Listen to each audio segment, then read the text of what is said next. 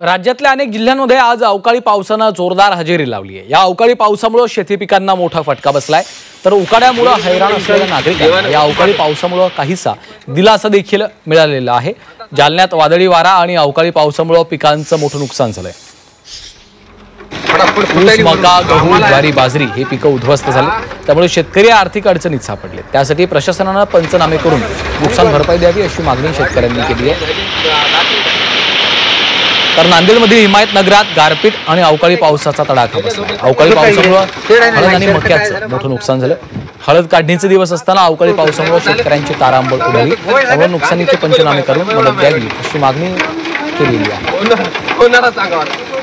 तर नागपुरात सुद्धा अवकाळी पावसानं जोरदार हजेरी उकाड्यामुळे हैराण झालेल्या नागरिकांना काहीसा दिलासा मिळालाय। नागपूर जिल्ह्यातल्या शेती पिकांना या अवकाळी पावसाचा जोरदार फटका बसला।